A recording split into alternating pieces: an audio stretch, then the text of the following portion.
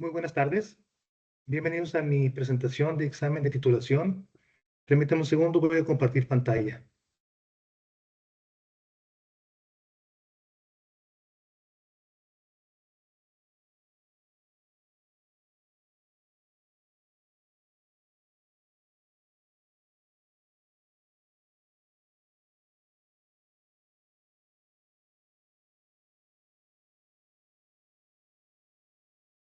Parte de Derecho Penal, el tema, nuevo sistema penal acusatorio. Mi nombre es Saúl Aedo Pedraza, mi matrícula es de 54314 y comenzamos. Como marco teórico, durante décadas, México operó bajo un sistema penal inquisitivo, caracterizado por procedimientos escritos, secretos y una fuerte carga de investigación por parte del Ministerio Público. Sin embargo, este sistema presentaba, pues como todo, áreas de oportunidad en todos los aspectos. En junio de 2008, México aprobó una nueva reforma constitucional que estableció la obligación de transformar la justicia penal. El objetivo era cambiar hacia un sistema más transparente, basado en principios de oralidad, rendición de cuentas y respeto sobre todo a los derechos humanos. Durante esta presentación vamos a abordar este tema, haciendo un pequeño resumen de cómo se dio esta parte de los sistemas penales a través de la historia. ¿Ok? Y pasaré a la presentación, obviamente, del nuevo sistema penal acusatorio, tal y como es llevado hasta el día de hoy en el país. Pasaremos a la parte de conclusión y finalmente la bibliografía. Determinar cuándo se llevó a cabo el primer juicio en la humanidad es realmente una tarea compleja. ¿Cómo existió desde las primeras sociedades humanas? Lo que se conoce es de que cuando se llevaba a cabo algún tipo de problema en aquellas sociedades antiguas, entraba lo que es lo que conocemos como la venganza. Cuando era de forma individual, si un individuo hacía algo, pues el otro, al que era víctima, tenía el derecho de volver a regresar la misma acción o el hecho, ¿verdad? Igualmente eran las comunidades. Cuando una comunidad ejercía algún tipo de delito sobre otra, bueno, ya por ahí, a través de la venganza, la otra comunidad tenía el derecho de poder regresar ese mismo delito a la comunidad que había hecho ese agravio. ¿Ok? Pasando un poquito más con el tiempo, entre 1795 a 1750 a.C., el rey Hammurabi mandó inscribir en unas piedras, en unos pilotes, 282 leyes juntamente con sus castigos, ¿verdad? Y mandó poner en varias partes de la ciudad estas piedras para que toda la gente las viera. En la parte de arriba venían ahí, como podemos observar, dos deidades para que la gente viera que no era parte del hombre, ¿verdad? Que era parte básicamente de una deidad y que por tal pues tenían que hacer caso. Pasando a la cultura griega, y aquí estamos hablando sobre 1600 años antes de Cristo, pues recordemos que era como una especie de tribunales populares llamados dicasterios. Era un elemento fundamental en la democracia, aunque se trataba casi de un evento teatral. Cómo se juntaba la gente, a observar, ahí podía entrar cualquiera, estaban los jurados, el juez principal, y básicamente la historia dice que se trataba más que nada de poder sentenciar a alguien, ¿verdad? Eh, Ahí no había nada de que se pueda defender la víctima o el acusado. No, no, perdón, no se podía defender el acusado en este caso. La víctima llegaba y bueno, prácticamente estaban entrando ya en una parte de juicio. Pasando al pueblo romano, en 156 antes de Cristo ya hubo un cuerpo más estructurado. Aparece una figura jurista, aparece la jurisdicción y un representante legal. Recordemos el juicio que fue llevado a Jesucristo cuando le llevaron ahí a Julio César, ¿verdad? Entonces, perdón, a Pilatos. A Pilatos, donde pues es presentado Jesucristo, y él toma la decisión de lavarse las manos y entregarlo al pueblo, ¿verdad? En aquella famosa decisión, ¿a quién van a elegir? ¿A Judas o a Jesucristo? Bueno, eligieron a Jesucristo, ya la historia todos la sabemos. Pasamos a los pueblos germanos, donde ya justicia ya se tomó en cuenta una parte de la retribución social. Si alguien hacía algo, se buscaba la forma de cómo retribuir aquel daño, aquella ofensa, pues para repararlo a través de una compensación, y también se tomaba en cuenta la venganza. En la Edad Media, estamos hablando del 476 a 1453 después de Cristo, la iglesia tuvo un papel preponderante dentro de las leyes.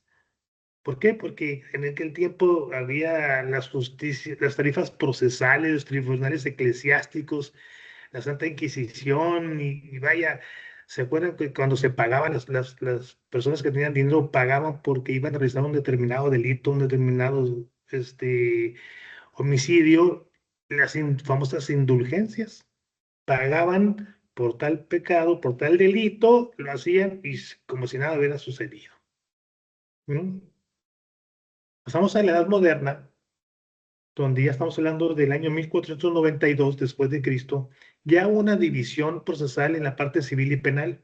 Los procedimientos, pues ya se, se llevaron a través de un sistema de apelación. Ya había partes ahí de los jueces, de un jurado, etcétera. La gente, como siempre, ahí observando. Y en la época moderna, estamos hablando de 1789 a 1848 después de Cristo, ya hubo procesos más eficientes, transparentes y accesibles, tecnologías modernas y derechos humanos. Dentro de la reforma constitucional de 2008, el 18 de junio, se llevó a cabo una reforma constitucional que estableció el nuevo sistema de justicia penal, acusatorio y oral. Este sistema se basa en principios fundamentales como la publicidad, contradicción, concentración, continuidad e inmediación. Hoy México escribe una nueva página en su historia judicial. ¿Por qué? Porque al crear este nuevo sistema penal acusatorio, es un sistema más transparente, más ágil y más justo, y pone en el centro de todos los derechos humanos, bajo la presunción de inocencia y la oralidad como pilares fundamentales. Está regulado por la Constitución Política de los Estados Unidos Mexicanos a través de su artículo 20 y el Código Nacional de Procedimientos Penales del artículo 1 al 484. Los principios rectores que rigen este modelo es la publicidad, que es la audiencia abiertas al público, la contradicción, que son las partes que pueden debatir las pruebas, la concentración, las audiencias se realizan en el menor número posible, que no se extienda demasiado, ¿verdad? La continuidad, el proceso no debe interrumpirse injustificadamente, y la inmediación, donde el juez debe estar presente en todas y cada una de las audiencias. Vemos un pequeño esquema introductorio donde vemos que inicia desde la parte de una denuncia o querella, pasando por la parte de la investigación, la inicial, la complementaria, pasando a la intermedia y finalmente el juicio oral. Cada etapa tiene sus fases, cada fase lleva sus tiempos procesales y sus actos procesales. Vamos a pasar a continuación a la explicación de todos y cada uno de ellos. Como todos sabemos, este proceso lo inicia una demanda, una denuncia que puede ser escrita oral, ¿verdad? Aquí hablando, haciendo una pequeña pausa acerca de lo que viene siendo la denuncia, la cultura de la denuncia en México, pues ahora sí que nos falta mucha información. Hice un pequeño estudio el año pasado sobre cuántos delitos se cometieron en México, y resultó ser que se hicieron 3.2 millones de delitos. ¿Mm? Entonces, bajo esta circunstancia, nada más el 0.8%, que fueron 36,000 denuncias, llegaron a su finalización, a la sentencia. De tantos y tantos millones de delitos, a través de quién le da seguimiento, si se le da, si se da la apertura a la carpeta de investigación, etcétera, etcétera, hasta su finalización, de 3.2 millones, solamente 36,000 denuncias llegaron a su finalización. Y la gente dice, bueno, es que no fui porque era pérdida de tiempo, no quise levantar la denuncia, tienen desconfianza en la autoridad, los trámites son largos y muy difíciles, la percepción de que el delito que me acaban de cometer realmente no vale mucho la pena como para levantar una denuncia. La falta de pruebas, el poder conseguir las pruebas en un momento dado, la gente por eso mejor no lo hacía, y el miedo principalmente al agresor. ¿Mm? Entonces, la manera de cómo se inicia este proceso penal acusatorio es a través de la denuncia. ¿Ok? Y se divide en dos fases. La inicial, que viene siendo cuando hay detención y cuando no hay detención. ¿Ok? Cuando no hay detención, ¿ok? Pues se inicia la carpeta de investigación. El Ministerio Público recaba datos, pruebas, entrevistas, inspecciones y peritajes. El Ministerio Público evalúa si hay elementos para investigar. Aquí todavía no se está acusando a nadie, solamente se está analizando y está revisando si se puede o se debe de consignar a una persona, ¿ok? Si no hay detenido, y el juez considera que es necesario, más que nada, levantar lo que es vincularlo a proceso. Bueno, en este caso el denunciante tiene 10 días para impugnar esta decisión. Si hay elementos, el Ministerio Público solicita al juez de control una audiencia para formular la imputación. ¿Ok? Cuando hay un detenido, las cosas cambian. ¿Por qué? Porque el detenido debe de ser puesto de forma inmediata ante el Ministerio Público. Y esto pasa cuando son detenidos en flagrancia, ¿verdad? Hay uno y N casos donde hemos visto que los agarran a las personas que acaban de cometer el delito, llevan ante el Ministerio Público y como no hay una parte acusadora, a las 48 horas, máximo 96 salen, porque no hubo una parte que ratificó esa denuncia. Pero cuando hay una ratificación, el juez decide si hay elementos para vincularlo al proceso. Si se vincula, se pasa a la etapa de investigación complementaria que sirve al Ministerio Público para fortalecer el caso. En este caso también la defensa tiene este tiempo para, pues, para preparar su material para la defensa. ¿Ok? ¿Para qué? Para que ambas partes tengan igualdad de oportunidades antes del juicio. Cuando el juez determina que hay que vincularse a proceso a un detenido, ¿ok? Se puede dictar una orden de detención, una prisión preventiva, ¿ok? Según el artículo 155 del Código Nacional de Procesos Penales. ¿Por qué? Pues para evitar que huya. Así de sencillo. Se le detiene a una persona de forma provisional y tiene de 72 a 144 horas para poder vincularlo a proceso. ¿Ok? Y en dados casos, según sea el caso, ¿ok? Se puede extender este plazo de un día hasta 6 meses. ¿Mm? Esto va en caso, en petición del juez, ¿verdad? Entonces, ya se identificó en esta parte de la persona responsable de un delito y ahora se abre un plazo legal para el que el Ministerio Público y la defensa reúnan más pruebas. Tras la imputación, el juez otorga un plazo para que el Ministerio Público y la defensa recojan más pruebas. Se pueden realizar peritajes, entrevistas, inspecciones. Aquí se garantiza, porque todavía no hay ni un detenido, no hay ningún acusado, el derecho de defensa y la presunción de inocencia. Y es muy importante esta etapa, porque permite que el caso se prepare bien antes del juicio. ¿Ok? Entonces, es una etapa muy, muy interesante, esta de la investigación. Como segunda etapa, tenemos lo que es la etapa intermedia. Aquí el objetivo principal es depurar el caso, decidir qué pruebas se van a aceptar, qué hechos serán debatidos en el juicio y corregir errores procesales. Y también contiene dos etapas. La etapa escrita, que es la fase que ocurre después de la investigación y antes del juicio oral. Su objetivo principal es organizar el caso, decidir qué pruebas se van a usar en el juicio y resolver cualquier problema legal que haya surgido. Promociones y escritos. Las partes pueden presentar escritos adicionales para aclarar, ampliar o contravertir argumentos. Dejar constancia escrita de los hechos y pretensiones. Esto fundamentado en el artículo 334 o 347 del Código Nacional de Procedimientos Penales. ¿Qué es esto? Yo puedo presentar en esta parte croquis, correos, fotografías, todo lo que sea escrito.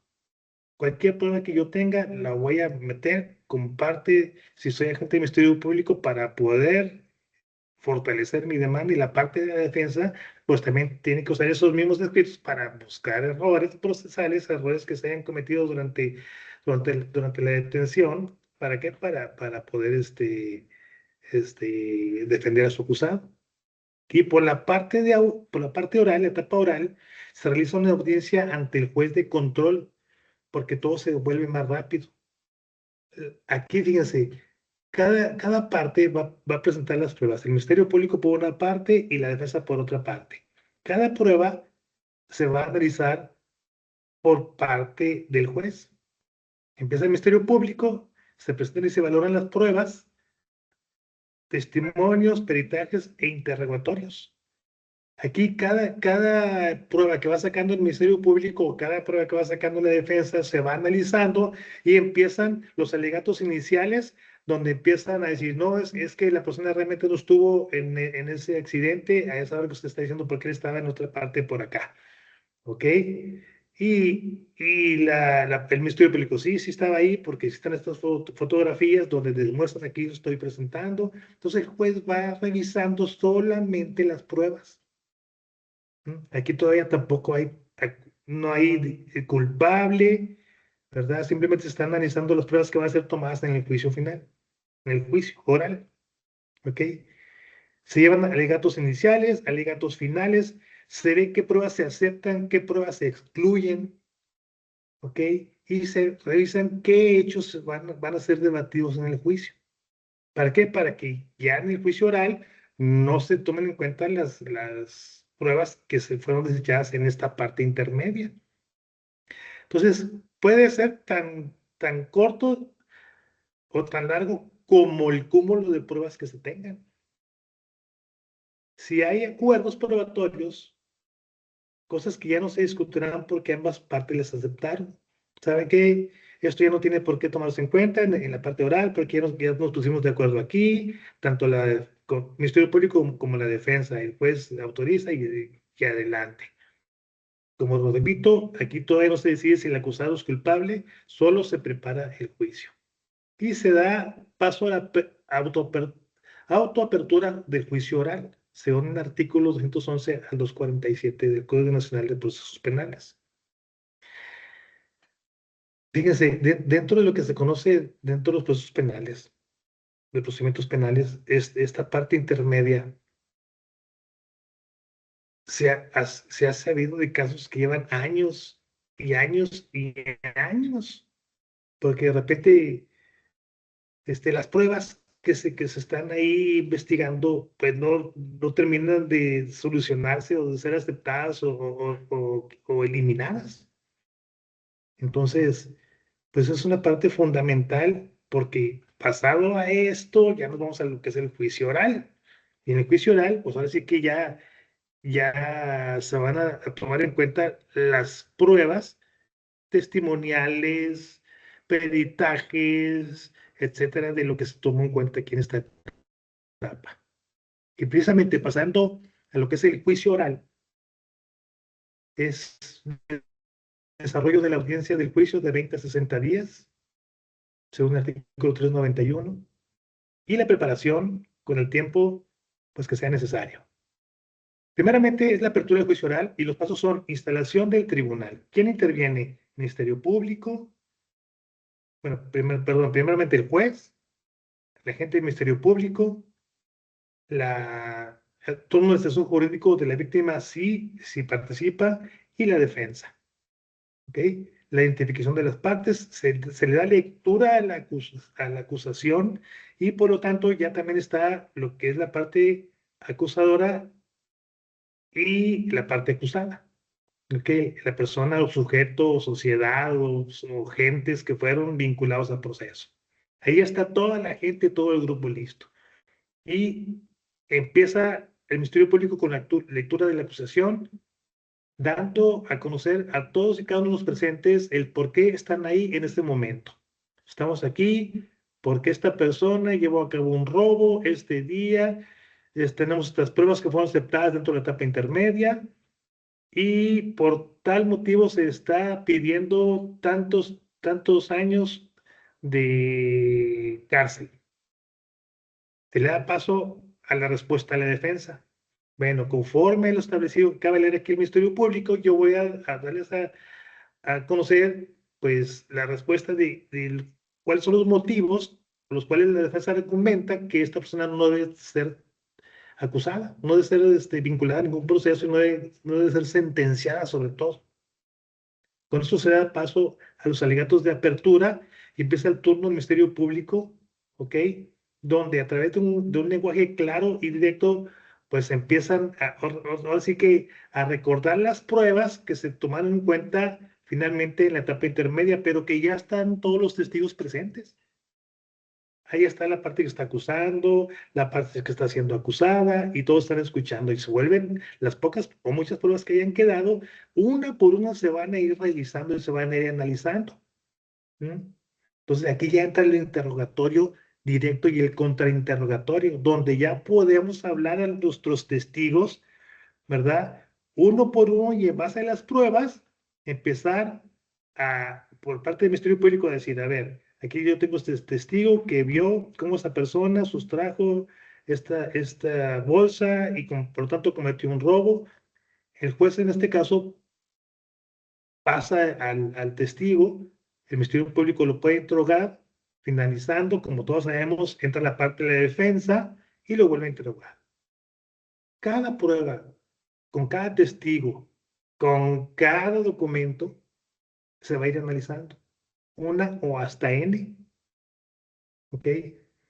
Va a haber interrogatorios, contrainterrogatorios, porque se puede tener una prueba y se puede decir, ¿sabes qué? Yo quiero volver a traer a aquella persona que ya había hablado. ¿Por qué? Porque tenemos otras dudas.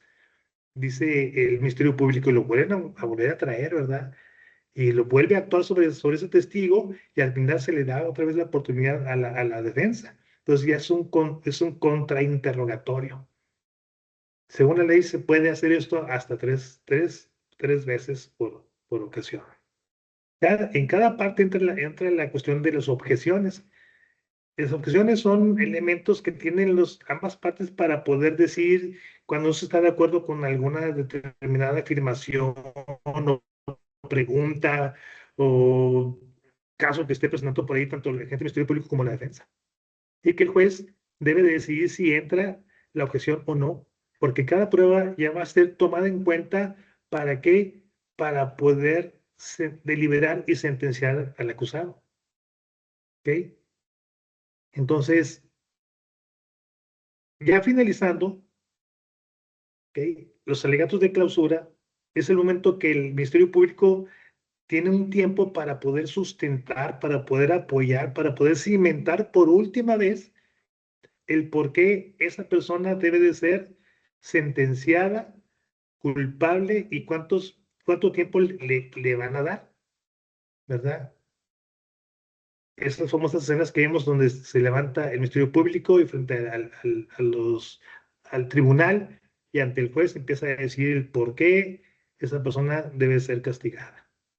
Terminando, se le pasa finalmente el turno a la defensa donde él va a exponer el por qué no, ¿verdad? Ya no van a tomar en cuenta las pruebas, ya no van a tomar en cuenta los peritajes, ya todo ya se trató, ¿verdad? Ya simplemente se trata de poder dar tratar de convencer por última vez al jurado y al juez del por qué no debe ser sentenciado su cliente. ¿Ok?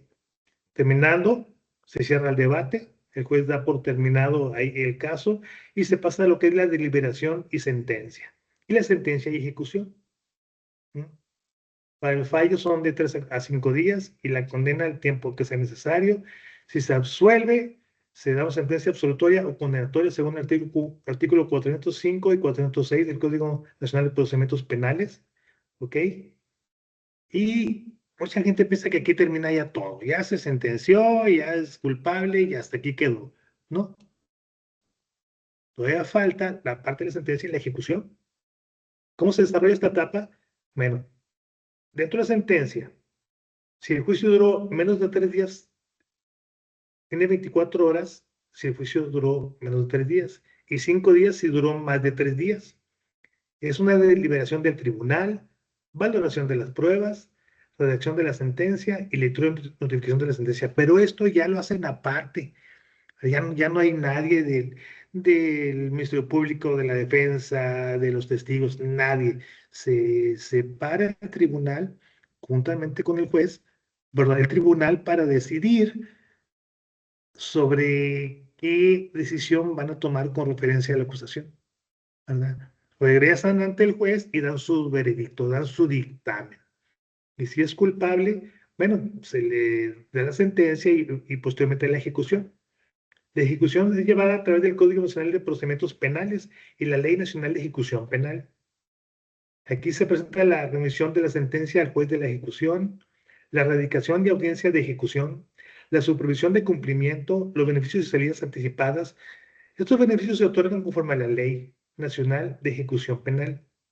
Y eso es todo lo que conocemos, ¿no? Cuando la persona entra a un reclusorio de reinserción social, en base a su comportamiento, que si trabaja dentro del reclusorio, si pues siempre se dirige con respeto a, a todos sus compañeros, a las autoridades, pues se le van disminuyendo ahí días de su sentencia, ¿verdad? Y posteriormente a esto, me quiere decir que una vez que ya se dictó la sentencia, pues sea así, hay un plazo para interponer una apelación que tiene 10 días la parte de la defensa, a través del artículo 393. Finalmente, vemos en la actualidad del nuevo sistema de justicia penal acusatorio en México. Como vimos, a través de sus etapas, que inició a través de una querella, una demanda, una denuncia, con la investigación inicial o complementaria, la fase intermedia con la parte escrita y oral y el juicio oral a través de su preparación y juicio. Realmente es muy interesante y yo considero en lo personal que si la gente estuviera más informada con referencia a este tipo de información, híjoles, realmente viviríamos en una sociedad bien diferente.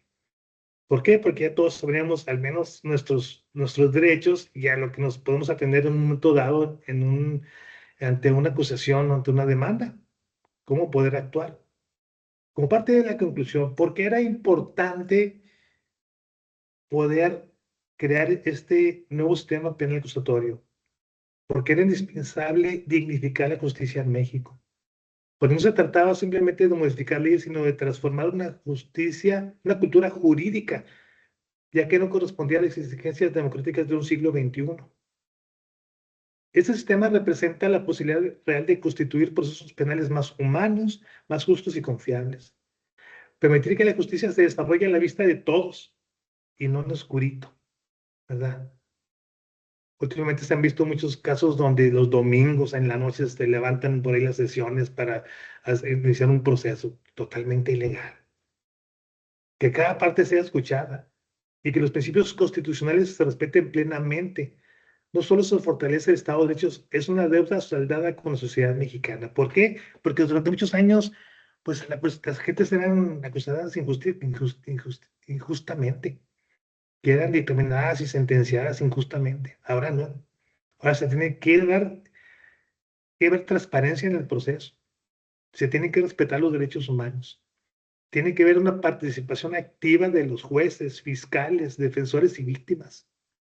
Resoluciones basadas en pruebas directas y orales. O sea, ya es todo un conjunto que da como resultado pues que si va a ser sentenciado, que realmente sea sentenciado bajo diferentes procesos que fueron acomodados en las pruebas, que realmente ya no quedó otra más que se tuvo que demostrar que realmente era culpable.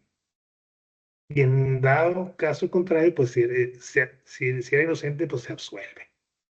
Este sistema busca equilibrio entre justicia y derechos humanos, evitando abusos como la prisión preventiva injustificada y promoviendo juicios orales y ágiles y transparentes. Gracias al Código Nacional de Procesos Penales y el artículo 20 constitucional, México avanza hacia una justicia más accesible, eficiente y respetuosa de la dignidad humana. Antes el proceso era escrito, lento y poco transparente.